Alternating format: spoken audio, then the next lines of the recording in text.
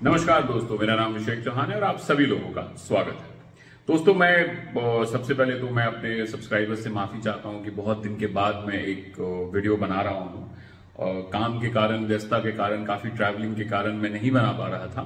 तो आज से अब से फुर्सत मिली है तो मैं थोड़े जितने दिन बना सकूंगा बनाते रहूंगा वीडियो आपके लिए।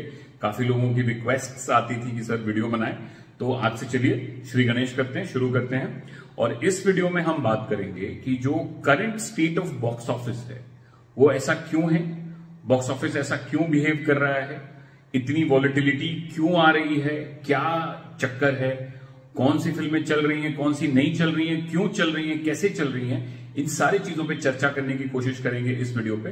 तो देखते रहिए।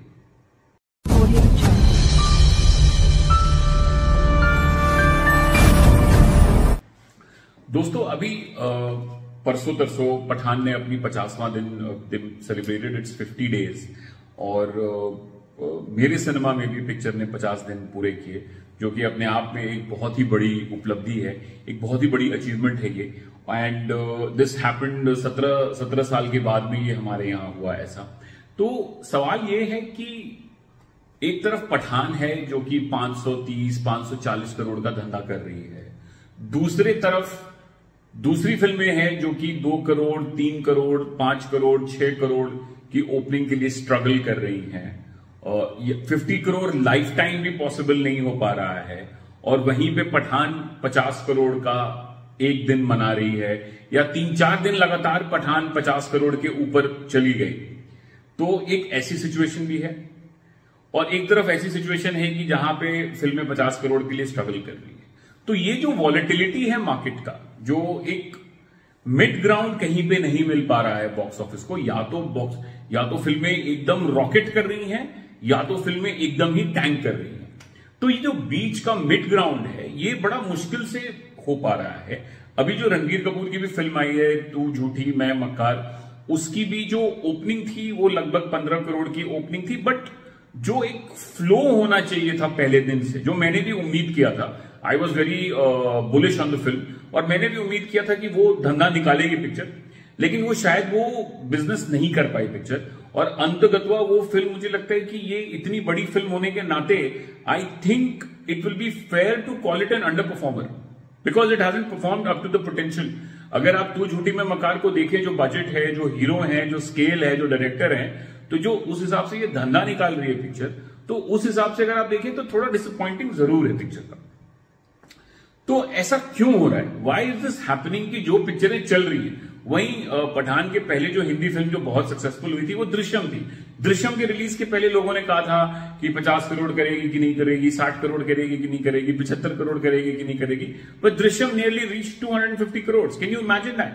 अपनी जो प्रीवियस इंस्टॉलमेंट थी उससे मेरे ख्याल से वो 60-70 करोड़ का उसने बिजनेस किया था। The film has gone nearly 4 times of that, quadrupled it. तो ये बहुत ही कमाल का एक अचीवमेंट है। उसके पहले जो आप देख ले भूल भुलैया भी लोगों ने कहा था कि 50-60 करोड़ कर जाए तो कर जाए, अदरवाइज वो कुछ नहीं करेगी, पता नहीं। तो despite pricing it very low from day one, और the producers manage to reach 180-190 crore, which itself is an amazing achievement. तो ये जो वेरिएंस है बॉक्स ऑफिस का, कि जो चल रही है वो दबा के चल रही है, जो नहीं चल रही है बिल्कुल नहीं चल रही, ऐसा क्यों हो रहा है? Why is this happening? Why is this happening? ये क्यों हो रहा है? तो इसका जो दो मूलतः जो मुझे समझ में आ रहा है, जितनी मेरी समझ बूझ है, जितना मेरे पास तजुर्बा है, उसके हिसाब से जो मैं आपको बता रहा हूं कि देखिए इसमें कारण क्या है कि जितनी ये फिल्में हैं ये प्री कोविड की फिल्में हैं जो अभी आ रही हैं, या फिर बॉलीवुड का जो सोच है वो अभी भी प्री कोविड सोच है। तो प्री कोविड सोच जो था इनका, जैसे आप देखें कि जिस तरीके की ये फिल्में बना रहे थे, ये एक बहुत ही इवॉल्व्ड फिल्म इंडस्ट्री की निशानी थी। जिस तरीके से पिक्चरें बॉलीवुड में आ रही थी, जो कि मैंने पहले भी कहा था कि 2009-10 से जो बॉलीवुड की पिक्चर थी उनकी क्वालिटी काफी इंप्रूव हो गई थी, स्क्रिप्ट्स काफी अच्छे हो गए थे, फिल्म बहुत टॉपिकल बनने लगी थी, फिल्म इशू बेस्ड बन रही थी, एक्टिंग, पटकथा, स्क्रीन प्ले सारी बहुत अच्छी हो गई थी। Qualitatively films became very good, but commercially I thought they became very weak. तो ये एक पैराडाइम है अपने आप में। तो commercially they became week, stars जो हमारे थे उन्होंने अपना स्टारडम को डाइल्यूट करने लगे। वो स्टार हमारे एक्टर्स बन गए और वो कैरेक्टर्स प्ले करने लगे रादर देन प्लेइंग देमसेल्व्स, जो पब्लिक स्टारडम को जिससे एसोसिएट करती है वो करने लगे। तो बॉलीवुड एक दूसरी राह पे चला गया। तो यही हाल मैं आपको बता दूं कि हॉलीवुड का था 90 के दशक के बाद से लेके 2008 तक। 2008 में इसलिए बोलता हूं कि 2008 में आयरन मैन आई थी और आयरन मैन के बाद में Hollywood has gone on to the Marvel path which I call the marvelization of the box office. तो आप उससे रिलेट कीजिए कि जो अभी का समय चल रहा है हमारा, वो मार्वलाइजेशन वाला समय चल रहा है, जहां पे known brands and franchises he work कर रही हैं।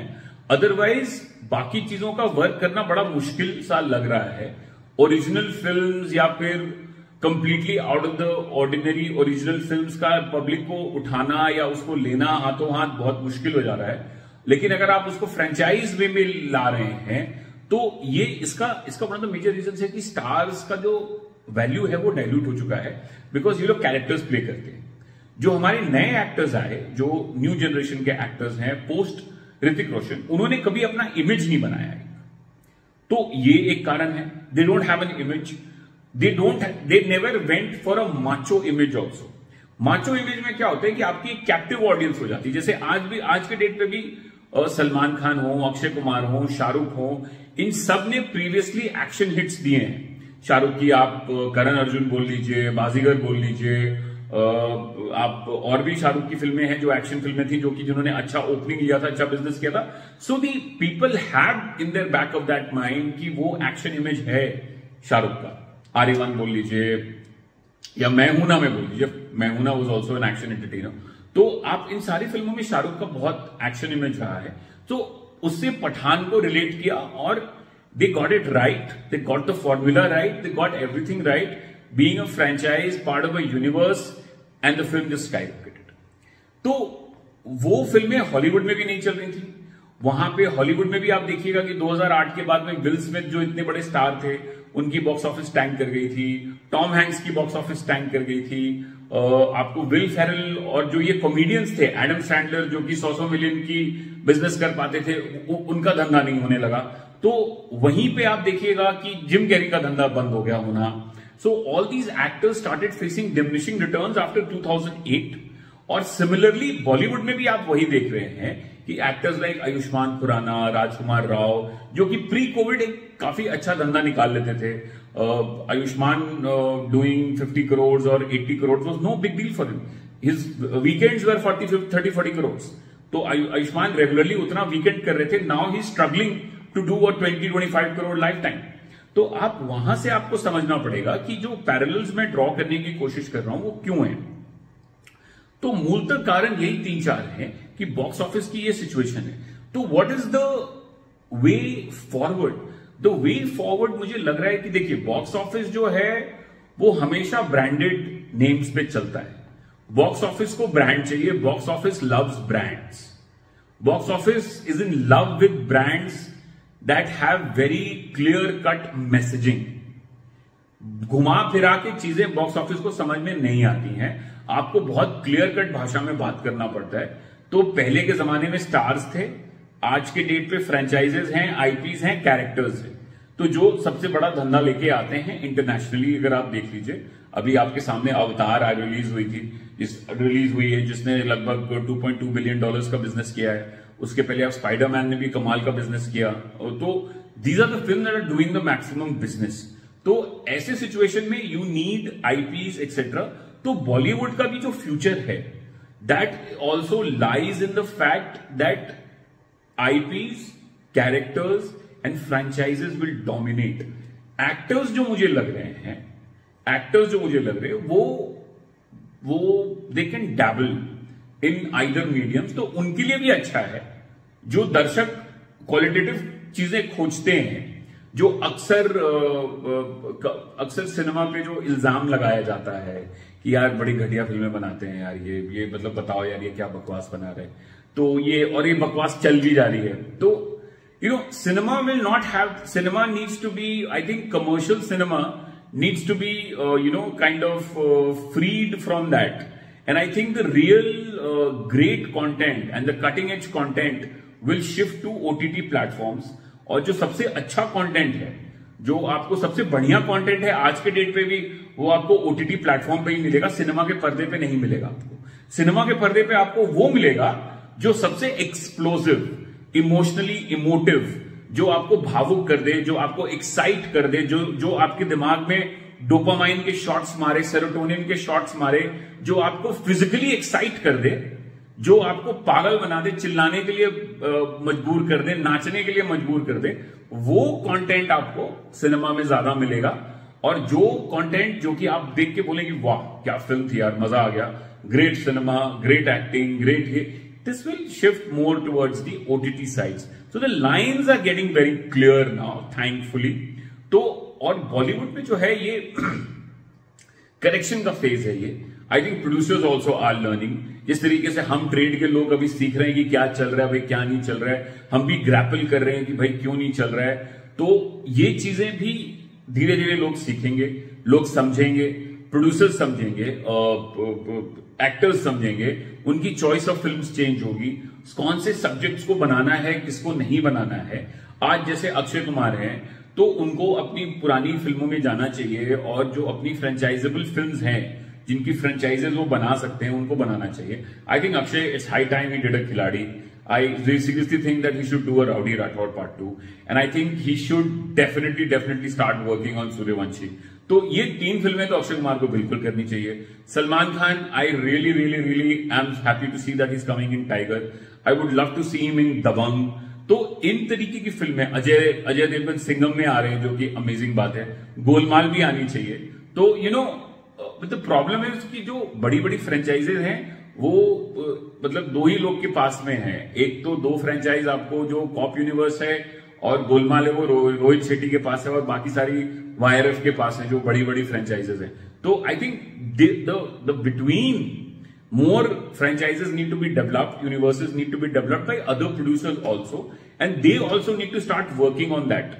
Or hopefully with time, with more clarity coming on the box office कि क्या चलेगा क्या नहीं चलेगा, I really hope कि और चीजें आए वहां पे and people start pushing in towards that. But I think that the correction is happening, अभी correction चल रहा है, तो hopefully things will improve, things are looking up. Pathan ने हमें दिखाया है कि धंधा हो सकता है, धंधा बहुत जबरदस्त हो सकता है, better than Covid. We've reached a phase जबकि धंधा कोविड से ऊपर जा चुका है आज के डेट पे। तो रिकवरी की तो बात छोड़ दीजिए, हम तो ऊपर चले गए। We've left Dangal way way way way behind, we left Baahubali way behind. तो ये बहुत ही हार्टनिंग बात है अपने लिए, but this is the way forward. I think Pathaan is the way forward. और मैंने पहले भी कहा था कि Pathaan will set the tone for the future, and I had told a few journalist also कि पठान का चलना बहुत जरूरी है, क्योंकि ये दिशा दिखाएगा बॉलीवुड को। और पठान ने, YRF ने, शाहरुख ने, सलमान खान ने, दीपिका पादुकोण ने, जॉन इब्राहिम ने, सिद्धार्थ आनंद ने बॉलीवुड को रास्ता दिखा दिया है कि भाई यही रास्ता है to that great box office. आप ऐसी बड़ी बड़ी फिल्में बनाइए, हर एक महीने 2 महीने पे ऐसी एक बड़ी फिल्म गिरनी चाहिए, 3 महीने पे ऐसी एक बड़ी फिल्म गिरनी चाहिए, ताकि बॉक्स ऑफिस जो है वो एक्साइटिंग रहे और लोगों का धंधा वापस रहे, लोग आते रहे, रोटेशन बढ़ता रहे, और उसमें दौरान में कहीं पे आप एक छोटी फिल्म निकाल पाए तो निकाल पाएंगे। Otherwise it's going to be very franchised and it's going to be very IPized and a very characterized box office going forward. आशा करता हूं आपको वीडियो अच्छा लगा हो तो लाइक कीजिए, शेयर कीजिए, सब्सक्राइब कीजिए, मेरे वीडियो को और देखिए। और sorry for the break that I took, अब रेगुलरली बनाता रहूंगा। Thank you.